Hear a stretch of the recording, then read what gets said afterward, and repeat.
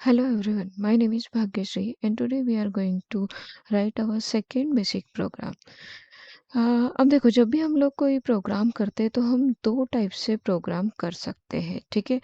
First होता है hard coding and second होता है सॉफ्ट कोडिंग। अब हार्ड कोडिंग क्या होता है तो उसे हम लोग समझते हैं। तो यहाँ पर डेफिनेशन हमने मेंशन किया है। Hard coding means writing fixed value directly inside the program code. This value do not change at runtime unless the programmer edit the code. Means कि जब भी हम कहीं पे हार्ड कोडिंग करते हैं तो वहाँ पर हम वेरिएबल का वैल्यू कैसे रखते हैं, फिक्स रखते हैं। मतलब जो भी वेरिएबल्स रहेंगे उनका वैल्यू कैसे रहेगा, फिक्स वैल्यू रहेगा, ठीक है। तो जब तक हमारा प्रोग्राम एग्जीक्यूट होगा तब तक वहाँ पर सेम वैल्यू प्रेजेंट होगी। हम रन टाइम पे उन वैल्यूज़ को चेंज नहीं कर सकते। कब तक वो वैल्यूज़ चेंज नहीं होती है, जब तक कि प्रोग्रामर खुद उन वैल्यूज़ को एडिट ना करे, ठीक है।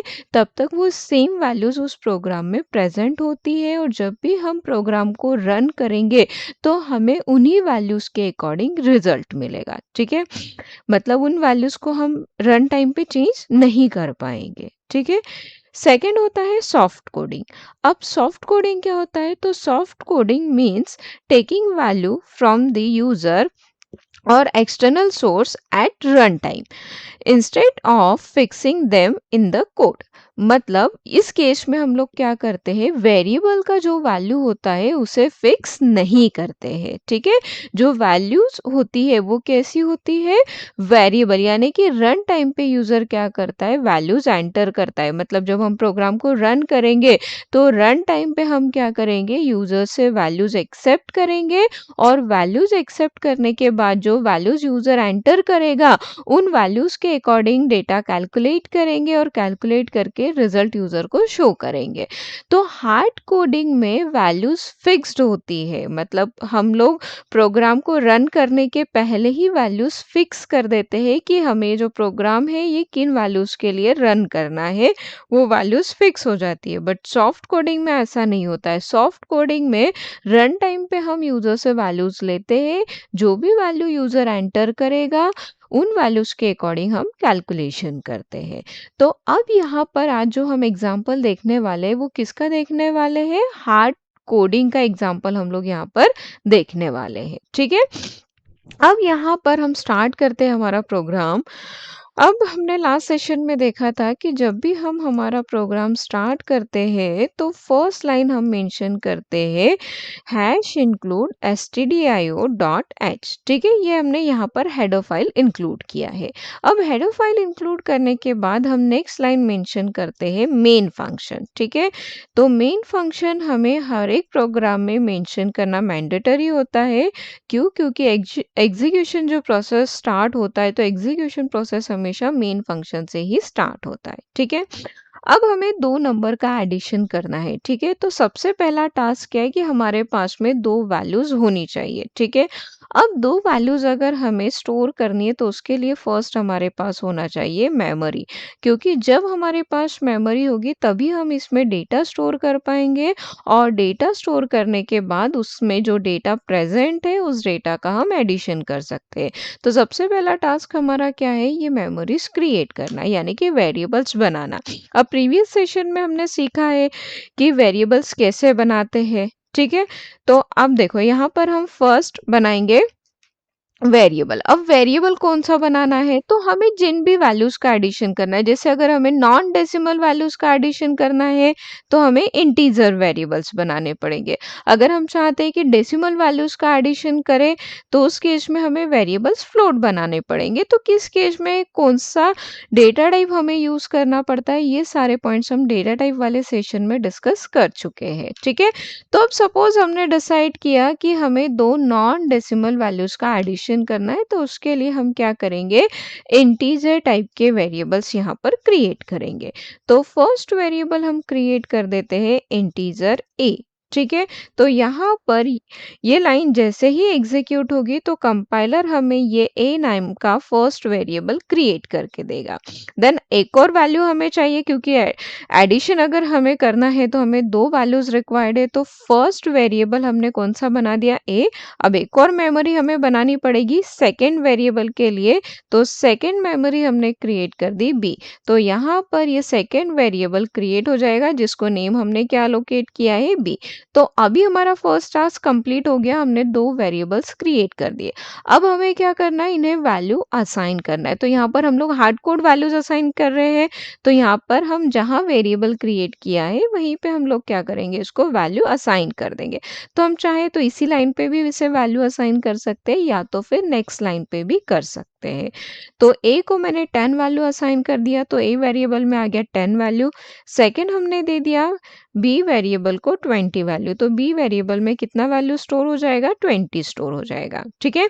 अब देखो यहाँ पर मैंने दोनों वेरिएबल अलग-अलग लाइन पे बनाए हैं।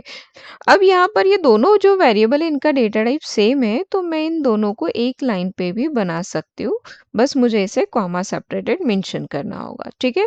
तो इस तरीके से हम सिंगल लाइन पे भी मल्टीपल वेरिएबल्स बना सकते हैं। तो यहाँ पर ये दोनों वेरिएबल्स क्रिएट हो जाएंगे। अब वेरिएबल क्रिएट करने के बाद हमें क्या करना है, दोनों का एडिशन करना है। तो यहाँ पर हम मेंशन कर देंगे a प्लस बी, ठीक है? अब ये a प्लस बी से क्या होगा कि ये दोनों वैल्यूज जो है वो ऐड हो जाएगी। अब वैल्यूज तो ऐड हो जाएगी बट इसका जो रिजल्ट आएगा तो उस रिजल्ट को भी हमें क्या करना पड़ेगा, स्टोर करना पड़ेगा। और अगेन अगर रिजल्ट स्टोर करना है तो उसके लिए भी हमें क्या लगेगा, एक और मेमोरी लगेगी यानी एक और वेरिएबल लगेगा। अब यहाँ पर हमने जो वैल्यूज का एडिशन किया है वो वैल्यूज का टाइप क्या है, इंटीजर।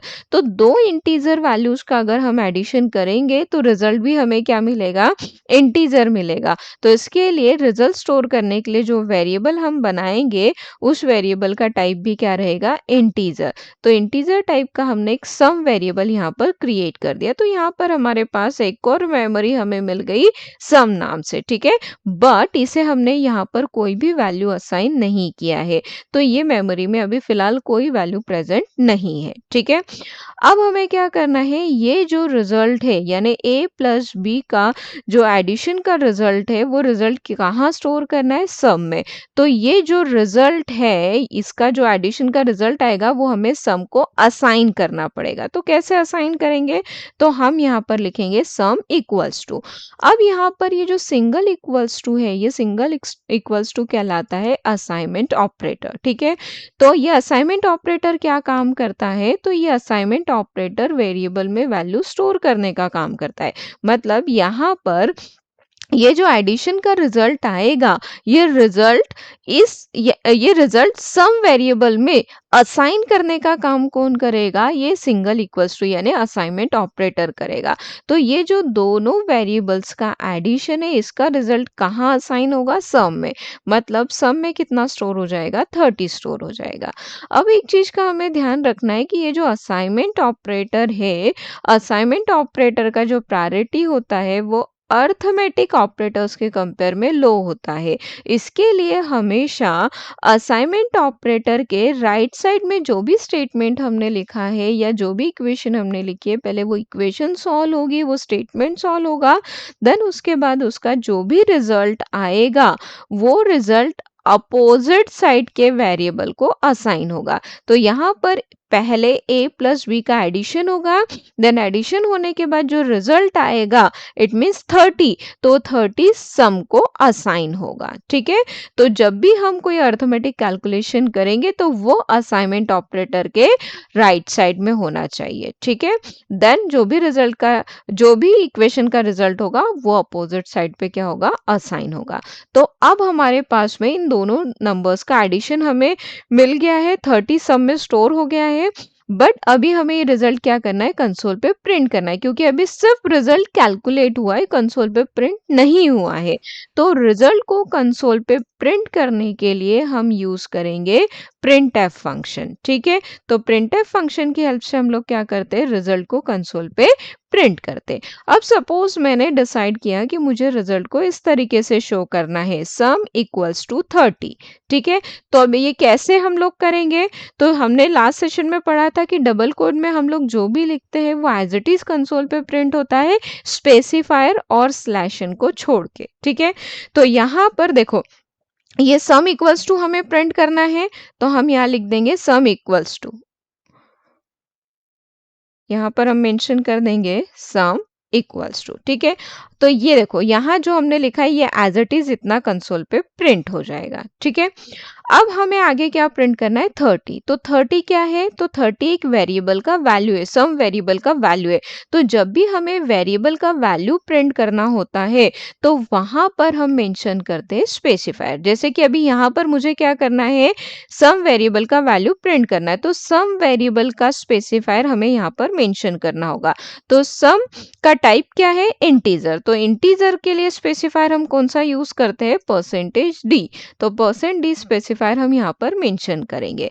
देन फिर कॉमा करके हमें ये मेंशन करना होगा कि इस स्पेसिफायर की प्लेस पे हमें किस वेरिएबल का वैल्यू रिप्लेस करना है, ठीक है? तो इस स्पेसिफायर की प्लेस पे हमें रिप्लेस करना है सम वेरिएबल का वैल्यू। तो यहाँ पर कॉमा करके हम मेंशन कर देंगे सम, ठीक है? तो अब क्या होगा, जब ये प्रोग्राम रन होगा तो सम इक्वल्स टू, ये तो as it is hard code message print होगा, बट परसेंट डी की प्लेस पे किसका वैल्यू रिप्लेस होगा, सम का। मतलब जो वेरिएबल हम यहाँ पर मेंशन करते हैं क्वामा के बाद, उस वेरिएबल का वैल्यू ये स्पेसिफायर की प्लेस पे रिप्लेस होता है। तो यहाँ पर रन टाइम पे हमें रिजल्ट कैसे शो होगा, इस तरीके से सम इक्वल्स टू 30, ऐसे रिजल्ट हमें शो होगा, ठीक है? अब यहाँ पर हमने इंट मेन लिखा है, तो लास्ट लाइन हमें कोड का लिखना होगा मेन फंक्शन में, रिटर्न 0, ठीक है? That's it. अब यहाँ पर हम इस प्रोग्राम को एग्जीक्यूट करते हैं, तो यहाँ पर हमने इसको सेव किया, देन इसको रन कर दिया। तो रन करने के बाद ये देखो, यहाँ पर हमें जैसा एक्सपेक्टेड था same as it is result मिल गया, सम इक्वल्स टू 30, ठीक है? अब देखो, रिजल्ट हम अपने तरीके से जैसा शो करना चाहे कर सकते हैं, उसके लिए कोई रूल्स नहीं होते कि इसी तरीके से आपको रिजल्ट शो करना है, ठीक है? अब जैसे मैंने बोला कि नहीं, मुझे ये तरीका सही नहीं लग रहा है रिजल्ट शो करने का, मुझे कंसोल पे यूजर को रिजल्ट ऐसे दिखाना है, ठीक है? यानी a plus B equals to 30। तो अब सम की प्लेस पे हमें क्या शो करना है, a प्लस बी। तो मैं क्या करूंगी, यहाँ पर ये सम को यहाँ से हटा दूंगी और इसकी जगह लिख दूंगी a प्लस बी। तो अब जब मैं इस प्रोग्राम को रन करूंगी तो मुझे रिजल्ट कैसे शो होगा, a plus B equals to 30, ठीक है? क्यों? क्योंकि डबल कोड में हमेशा ध्यान रखना है, डबल कोड में जो चीज हम जैसे लिखते हैं वो एज इट इज प्रिंट होता है। पहले यहाँ सम लिखा था तो ये सम प्रिंट हो गया, अब मैंने सम की जगह लिख दिया a प्लस बी, तो a प्लस बी प्रिंट होगा। सिर्फ स्पेसिफायर और slash n as it is print नहीं होता है। स्पेसिफायर के प्लेस पे क्या होता है कि जो भी वेरिएबल हमने मेंशन किया उसका वैल्यू रिप्लेस होता है, और स्लैश इन जब हम लिखते हैं तो उससे कर्सर न्यू लाइन पे शिफ्ट होता है, ठीक है? तो यहाँ पर देखो, a plus B equals to कितना प्रिंट हो गया, तो परसेंट डी की प्लेस पे क्या रिप्लेस हुआ, सम का वैल्यू। तो सम का वैल्यू कितना था, 30, तो वो 30 यहाँ पर रिप्लेस होगा, ठीक है? चलो अब इसको एग्जीक्यूट करते हैं हम। इसको हमने रन किया, सॉरी गाइज, इस प्रोग्राम सेव नहीं था इसलिए सेम प्रीवियस आउटपुट हमें शो किया। ओके, ठीक है? ये देखो, अब यहाँ पर रिजल्ट कितना आ गया, a plus B equals to 30। तो ये देखो, स्पेसिफायर की प्लेस पे किसका रिजल्ट रिप्लेस हो गया, सम का। तो a plus B equals to 30, ठीक है? तो ये इस तरीके से हमने डेटा प्रिंट कर दिया। अब हमने डिसाइड किया कि नहीं, हमें रिजल्ट ऐसे भी नहीं, हमें रिजल्ट कुछ इस तरीके से चाहिए, 10 प्लस 20 इक्वल्स टू 30। मतलब जहां हम हार्ड कोड ए और बी प्रिंट कर रहे थे उसकी प्लेस पे हमें क्या चाहिए, ए वेरिएबल के अंदर जो वैल्यू है वो वैल्यू चाहिए। सेम वे में सेकंड, बी की प्लेस पे हमें चाहिए बी का वैल्यू, ठीक है? यानी इस यहाँ पर हमें ए वेरिएबल का वैल्यू चाहिए, देन प्लस फिर हमें चाहिए बी वेरिएबल का वैल्यू, ठीक है? तो अब यहाँ पर हम लोग क्या करेंगे कि जहाँ हमने ए लिखा है तो वहाँ पर ए का वैल्यू चाहिए तो वहाँ पर हम मेंशन कर देंगे ए का स्पेसिफायर। जहाँ पर हमें चाहिए बी का वैल्यू तो वहाँ पर हम मेंशन कर देंगे बी का स्पेसिफायर। ठीक है? तो अब यहाँ पर ए जो है वो भी एक इंटीजर वेरिएबल है तो percent D specifier plus as it is second जो है वो है बी। तो बी की का वैल्यू हमें यहाँ पर चाहिए तो बी का टाइप भी क्या है इंटीजर तो इंटीजर का स्पेसिफायर और इक्वल्स टू करके हमें यहाँ पर किसका रिजल्ट चाहिए सम का। तो सम भी एक इंटीजर वैल्यू इसलिए उसका स्पेसिफायर हमने दिया है परसेंटेज डी। ठीक है। अब फर्स्ट स्पेसिफायर के प्लेस पे हमें किस वेरिएबल का वैल्यू रिप्लेस करना है ए का कॉमा सेकंड के प्लेस पे वैल्यू रिप्लेस करना है बी का। ठीक है। कॉमा थर्ड के प्लेस पे रिप्लेस करना है वैल्यू सम का। तो अब देखो यहाँ पर ये सीक्वेंस मैटर करता है। अगर मैंने यहाँ पर ए का हमें यहाँ पर ए का वैल्यू प्रिंट करना है तो हमने यहाँ पर ए मेंशन किया। यहाँ पर बी का वैल्यू प्रिंट करना है तो सेकंड हमने दिया बी। थर्ड हमें सी का वैल्यू सॉरी सम का वैल्यू प्रिंट करना है तो यहाँ पर हमने दे दिया सम। अब अगर गलती से मैंने यहाँ पर सम लिख दिया ए के प्लेस पे तो फर्स्ट स्पेसिफायर के प्लेस पे किसका वैल्यू रिप्लेस हो जाएगा सम का वैल्यू रिप्लेस हो जाएगा। तो जिस सीक्वेंस में हमें वैल्यू प्रिंट करना है सेम सीक्वेंस हमें यहाँ पर कॉमा के बाद मेंशन करना कंपलसरी होता है। ठीक है। अगर हमने ये सीक्वेंस चेंज कर दिया तो जो सीक्वेंस हम यहाँ लिखेंगे उसी सीक्वेंस में यहाँ पर डेटा डिस्प्ले होगा। तो हम क्या चाहते हैं कि 10 प्लस 20 इक्वल्स टू 30 ये हम चाहते हैं। तो पहले हमें चाहिए ए का वैल्यू देन प्लस फिर हमें चाहिए बी का वैल्यू देन इक्वल्स टू हमें चाहिए सम का वैल्यू। तो इसलिए हमने पहले मेंशन किया ए को देन बी को देन सम को। तो जिस सीक्वेंस में मेंशन किया है सेम सीक्वेंस में यहाँ पर वैल्यू रिप्लेस होगा। ठीक है। तो चलो अब इस प्रोग्राम को हम सेव करते हैं देन फिर एग्जीक्यूट करते हैं। तो उसको रन कर दिया तो अब देखो पहले प्रिंट हुआ ए वेरिएबल का वैल्यू देन प्लस फिर बी वेरिएबल का value then equals to C variable का वैल्यू। तो जैसे हमने एक्सपेक्ट किया था सेम एज इट इज हमें यहाँ पर ये रिजल्ट मिल गया। तो हम हमारे अकॉर्डिंग जैसा भी रिजल्ट शो करना चाहे कर सकते हैं। ठीक है। इसके लिए कोई रेस्ट्रिक्शंस नहीं होते हैं। ठीक है। ठीक है गाइज आई होप सभी को ये प्रोग्राम क्लियर होगा। इन केस अगर किसी को कोई डाउट है तो please right in a comment section. Thank you.